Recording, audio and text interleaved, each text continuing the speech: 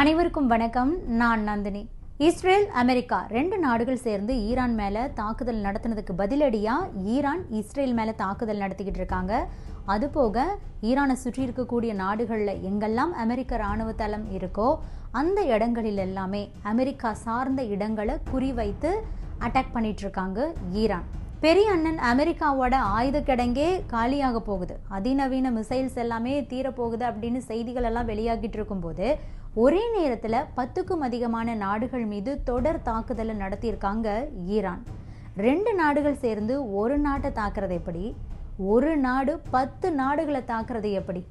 அமெரிக்காவே திணறும் நிலையில கூட ஈரான் எப்படிப்பா சமாளிக்கிறாங்க? இதுக்கு என்ன காரணம்?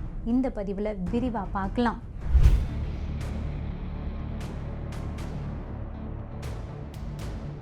Qatar, Saudi, UAE, Bahrain, Kuwait, Iraq, Jordan, Syria, Cyprus, Turkey, Azerbaijan அப்படின்னு சொல்லிட்டு ஈரான் தாக்குதல் நடத்தக்கூடிய நாடுகளுடைய எண்ணிக்கை நீண்டுகிட்டே போகுது. இது எப்படி சாத்தியமாகுது அப்படின்னா ஈரானுடைய மிசைல் பவர்.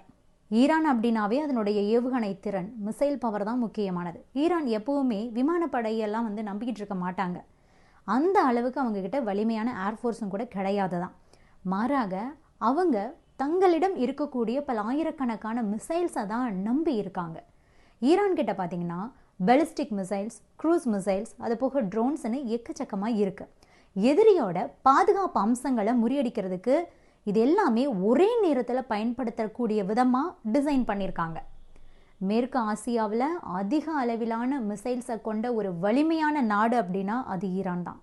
யுஎஸோட சென்ட்ரல் கமாண்ட் 2022ஆம் ஆண்டு ஒரு ரிப்போர்ட்டை வெளியிட்டாங்க. அதில் ஈரான் கிட்ட 3000க்கும் அதிகமான பாலிஸ்டிக் மிசைல்ஸ் மட்டுமே இருக்கான். அதில் சுமார் 2000க்கும் அதிகமான ஏவுகணைகள் மேற்காசியாவோட மற்ற நாடுகளை தாக்கக்கூடிய ரேஞ்ச் கொண்டதா இருக்குன்னு சொல்லியிருக்காங்க.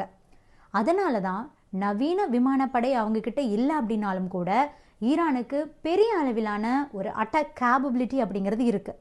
இதைத்தான் ஈரான் அஃபீஷியல்ஸே டெட்டரன்ஸ் பேக் போன் அப்படின்னு சொல்கிறாங்க. ஈரானுடைய முதல் அடுக்கு ஷார்ட் ரேஞ்ச் பாலிஸ்டிக் மிசைல்ஸ்.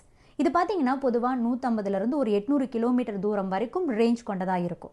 இதில் தான் இந்த ஃபட்டா வகை ஏவுகணைகள், ஜல்ஃபகார், QM-1, அது போக சாஹெபான், சாஹெப் 2 அப்படிங்கிற இந்த மிசைல்ஸ் எல்லாம் இதில் தான் அடங்குது. இந்த ஏவுகணைகள் பார்த்தீங்கன்னா குயிக்கான தாக்குதலுக்காகவே உருவாக்கப்பட்டது.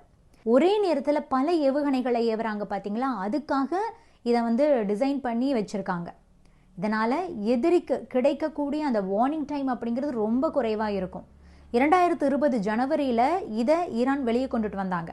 ஈரானுடைய படை தளபதி காசிம் சுலைமானி கொல்லப்பட்டதுக்கு அப்புறமா ஈரான் ஈராக்கில் இருந்த இன் அல் ஆசாத் அந்த விமான தளத்தை நோக்கி பாலிஸ்டிக் மிசைல்ஸை ஏவினாங்க. அந்த தாக்குதலில் பல இன்ஃப்ராஸ்ட்ரக்சரும் சேதமடைஞ்சது. அதுபோக 100க்கும் அதிகமான அமெரிக்க இராணுவத்தினருக்கு எப்படி ட்ரமாட்டிக் பிரெயின் இன்ஜுரிஸ் எல்லாம் ஏற்பட்டது அப்படின்னு சொல்கிறாங்க. இப்போ ரெண்டாவது அடுக்கு மீடியம் ரேஞ்ச் பாலிஸ்டிக் மிசைல்ஸ். இது பொதுவாகவே 1500லேருந்து 2000 கிலோமீட்டர் தூரம் வரைக்கும் ரேஞ்ச் கொண்டது. இதில் சாஹெப் 3, எமோட் மற்றும் காரர் 1 இந்த மாதிரியான அமைப்புகள் இதில் வரதா. அதுபோக கோரம்ஷார், செஜில் வகை மிசைல்ஸும் பார்த்தீங்கன்னா இதை விட அதிக தூரமாக போகக்கூடியது. செஜில் ரொம்பவே முக்கியமானது. ஏன்னா அது சாலிட் ஃபியூயலை பயன்படுத்துது. இது லிக்விட் ஃபியூயல் மிசைலை விட வேகமாக செல்லக்கூடியது. இந்த ஏவுகணைகள் அனைத்தையும் சேர்த்து பார்க்கும்போது ஈரானுடைய அந்த தாக்கக்கூடிய டார்கெட்ஸ்லாம் இருக்கு இல்லையா, அதில் ரொம்ப அதிகமான ரேஞ்சில் இருந்தாலும் கூட அவங்க எளிமையாக இதன் மூலமாகவே தாக்க முடியுது அவங்கனால. ஆக Qatar, Bahrain, Kuwait, Saudi Arabia, UAE இந்த நாடுகள் அனைத்துமே பார்த்தீங்கன்னா ஈரானுடைய மிசைல் ரேஞ்சுக்குள்ளே ஈஸியாக வந்துடுது. இதனால் அந்த பழிவாங்கக்கூடிய விதமாக நடக்கக்கூடிய அந்த தாக்குதல்களுக்கான பரப்பளவு அப்படிங்கிறது ஈரானுக்கு ரொம்ப அதிகமாகவே இருக்கு. அவங்க நினச்சா தாக்குதல் நடத்த முடியும். இந்த நாடுகள் அனைத்தின் மீதுமே அவங்களால தாக்குதல் நடத்துறதுக்கு அவங்களுக்கு கேப்பபிலிட்டி இருக்கு. பாலிஸ்டிக் மிசைல்ஸ் மட்டும் வச்சு இப்படி ஒரு தாக்குதல் அரணை தனியாக செஞ்சு வச்சுருக்காங்க ஈரான். இது இல்லாமல் ஈரான் கிட்ட லேண்ட் அட்டாக், அதுபோக ஆன்டிஷிப் க்ரூஸ் மிசைல்ஸும் கூட இருக்குது. இதில் பார்த்தீங்கன்னா சோமார், யா அலி, குவாட்ஸ், ஹுவாய், பாவ் மற்றும் ராட் இந்த மாதிரியான அமைப்புகளும் இதில் அடங்குது. இதில் சோமார் குரூஸ் மிசைல்ஸ் எடுத்துக்கிட்டோன்னா சுமார் 2500 கிலோமீட்டர் வரைக்கும் பயணம் செய்யக்கூடியது. க்ரூஸ் மிசைல்ஸ் அப்படின்னாவே ரொம்ப தாழ்வாக பறந்து செல்லக்கூடியது, நிலப்பரப்பை ஒட்டி பறக்கும் அப்படிங்கிறதுனால அதை கண்டுபிடிக்கிறது ரொம்ப கடினம். ஆக இந்த மிசைல்ஸ் எல்லாமே ஈரானுக்கு ஒரு மிகப்பெரிய பலத்தை கொடுத்துருக்கு. இதனால தான் மற்ற நாடுகள் மீது அவங்களால தொடர்ந்து தாக்குதல் நடத்த முடியுது. ஸோ பலமும் அதிகமாக இருக்குது, எண்ணிக்கையும் அவங்கக்கிட்ட அதிகமாக இருக்குது. அதுக்கப்புறமா இவங்கக்கிட்ட நிறைய அட்டாக் ட்ரோன்ஸ் இருக்குது. அது ரொம்பவே விலை மலிவானது. அதை வந்து ஒரு வேவ்ஸ் மாதிரி 1 by 1 அனுப்பிக்கிட்டே இருப்பாங்களாம். ஸோ அப்படி செய்கிறதுனுடைய நோக்கம் மிசைல்ஸாக இருந்தாலும் சரி, ட்ரோன்ஸாக இருந்தாலும் சரி, சேச்சுரேஷன் அப்படிங்கிற ஒரு விஷயத்தை வந்து எதிரிக்கு கொடுக்கறது தான் ஈரானுடைய ஒரு கைவந்த கலையாகவும் இருக்குது. அது என்ன அப்படின்னா, எதிரியோட ஏர் டிஃபென்ஸ் சிஸ்டத்தை வந்து ஓவர்லோட் பண்ணுறது. ஒரு நாட்டை பயங்கரமாக தாக்கணும்னு நினச்சிட்டாங்கன்னா அவங்க சேச்சுரேஷன் அட்டாக் தான் வந்து அவங்க கையில் எடுப்பாங்க. தற்காப்பு அமைப்புகளை திணறடிக்கக்கூடிய ஒரு யுக்தி. ரொம்ப துல்லியமாக அவங்களால அதை செய்ய முடியுது. ஒரே நேரத்தில் அதிக எண்ணிக்கையிலான பெலிஸ்டிக் ஏவுகணைகள், குறைந்த உயரத்தில் பறந்து வரக்கூடிய க்ரூஸ் ஏவுகணைகள், அதுபோக அட்டாக் ட்ரோன்ஸா, காமிகாஸ் ட்ரோன்ஸா, இது எல்லாமே வெவ்வேறு திசையிலிருந்து ஏவப்படுவதன் மூலமாக அமெரிக்காவோட ரேடார், அதுபோக கம்ப்யூட்டர் சிஸ்டம்ஸ்னு சொல்லிட்டு அதுக்கு ஒரு மிகப்பெரிய சுமையை வந்து ஏற்படுத்துகிறாங்க. இதனால் அந்த சிஸ்டம்ஸே குழம்பி போகுது. அனைத்து மிசைல்கள், ட்ரோன்களை எல்லாம் வந்து எதிரி நாடுகளால் இன்டர்செப்ட் பண்ண முடியாத ஒரு சூழல் ஏற்படுது. ஜோர்டான், கத்தார் உள்ளிட்ட இடங்களில் ஈரானோட ஏவுகணைகளை அமெரிக்காவோட பேட்ரியோட் சிஸ்டத்தினாலேயே சமாளிக்க முடியலையாம். ஈரானோட ஏவுகணைகள் வரும்போது அதை இன்டர்செப்ட் பண்ணுறதுக்காக பேட்ரியோட் சிஸ்டத்திலிருந்து போன மிசைல்ஸ் கூட அதனோட டார்கெட்ஸையே வந்து தவற விட்டுருக்குன்னா பாருங்கள். ஈரான் இந்த முறை கையாண்ட யுக்தி அப்படிங்கிறது ரொம்ப தெளிவாக இருக்குது. ஒரே நேரத்தில் நூற்றுக்கணக்கான drones, cruise missiles, ballistic missiles அனைத்தையும் ஏவி எதிரி நாட்டோட அந்த தற்காப்பு அமைப்புகளை நிலைக்குலைய செஞ்சுருக்காங்க. இதுதான் அவங்களுடைய மெயினான திட்டமே. ஒரு ஏவுகணையை அழிக்கிறதுக்கு 2 அல்லது 3 இன்டர்செப்டர் மிசைல்ஸை வந்து ஏவ வேண்டிய ஒரு கட்டாயத்தில் வந்து இப்போ அமெரிக்க படைகள் இருக்கிறாங்க. இதனாலேயே ஒரு முக்கியமான கேள்வி எழுந்திருக்கு. ஏன்னா உக்ரைனுக்கும் அவங்க வந்து கொடுத்துட்ருக்காங்க, இஸ்ரேலுக்கும் உதவிக்கிட்டு இருக்காங்க. அப்படிங்கும்போது இதனால் அவங்கக்கிட்ட போதிய அளவில் இன்டர்செப்டர் மிசைல்ஸ் இருக்கா அப்படிங்கிறதும் வந்து ஒரு மிகப்பெரிய கேள்வி தான். எவ்வளவு தான் ரொம்ப நவீனமான மேற்கத்திய தொழில்நுட்பங்கள் எல்லாம் அவங்க கையில் இருந்தாலும் கூட தொடர்ச்சியாக அதிவேகமான ஏவுகணைகள் வந்து தாக்குதலில் ஈடுபடும் போது அவங்க திணறி போயிடுறாங்க. அப்படிங்கிறத நாம் இப்போ கண்ணு முன்னாடி பார்த்துட்ருக்கோம். வல்லரசு நாடான அமெரிக்காவுக்கு இது ஒரு மிகப்பெரிய சவாலான ஒரு சூழலாகவே பார்க்கப்படுது. ஈரான் மேலே கையை வச்சுட்டு இப்போ என்ன பண்ணுறதுன்னு தெரியாமல் சமாளிக்கிறதுக்கு முயற்சி பண்ணிகிட்ருக்காங்க அமெரிக்கா. ஏன்னா ஈரானுடைய மிசைல் பவர் அந்த அளவுக்கு ஸ்ட்ராங்காக இருக்கு. ஆக மொத்தம் ஈரானோட ஏவுகணை திறனை அதனோட கவுண்டை வச்சு மட்டும் நாம் வந்து நிர்ணயிக்கக்கூடாது. சர்வைவபிலிட்டி அப்படிங்கிறது தான் அங்கே ரொம்ப பெரிய பங்கு வகிக்குது. ஈரான் தன்னுடைய ஏவுகணை திட்டத்தோட சில பகுதிகளை பூமிக்கடியில் சேமிப்பு சுரங்கங்கள், அண்டர் கிரவுண்ட் ஸ்டோரேஜஸ், டனல்ஸ்குள்ளே வச்சுருக்காங்க.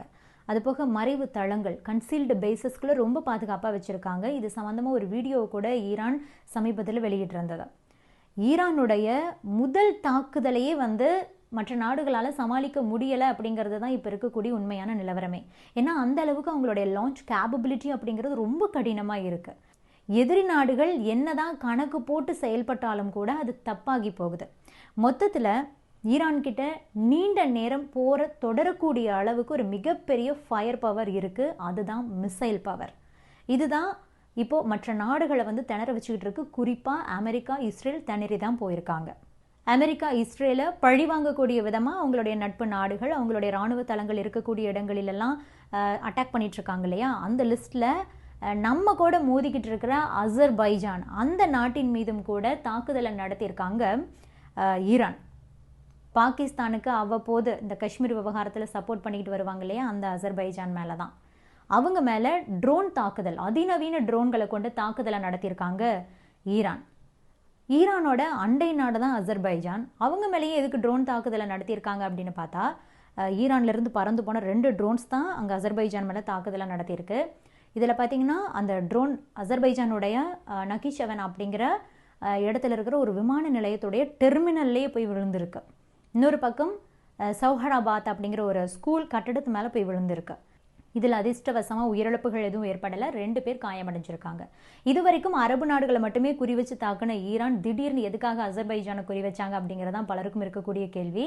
இதனோட பின்னணியில ஒரு முக்கியமான விஷயம் இருக்குது. அதாவது அசர்பைஜான் எடுத்துக்கிட்டோம் அப்படின்னா அது வந்து இஸ்ரேலோட ரொம்ப நெருங்கிய நட்பு நாடாக இருக்காங்க. ஸோ அதுதான் காரணம்.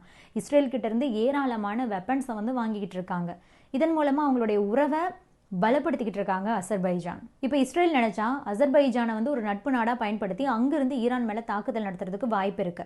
ஸோ அசர்பைஜான் அனுமதி கொடுத்தாங்க அப்படின்னா ஈரானுக்கு அது மிகப்பெரிய பின்னடைவாக மாறும். இதனால ஒரு வார்னிங் கொடுக்கக்கூடிய விதமாக ஈரான் அசர்பைஜான் மேலே ட்ரோன் தாக்குதலை நடத்தியிருக்காங்க. ஆக மொத்தம் ஈரானுடைய ட்ரோன்கள், மிசைல்கள் இதுதான் இப்போ அவங்களுக்கு ஒரு பாதுகாப்பு கவசமாக அங்கு விளங்குது. மற்ற நாடுகள், அமெரிக்கா, இஸ்ரேல், அதனுடைய நட்பு நாடுகள் இருக்கக்கூடிய இராணுவ தளங்கள் அப்படின்னுட்டு ஒவ்வொன்றையும் ஈரான் அடிக்கிறதுக்கு அவங்களுக்கு உறுதுணையாக இருக்கிறது இந்த மிசைல் பவர் தான். இது பற்றி நீங்கள் என்ன நினைக்கிறீங்க? உங்களுடைய கருத்துக்களையும் பதிவு பண்ணுங்க. Subscribe to One India and never miss an update.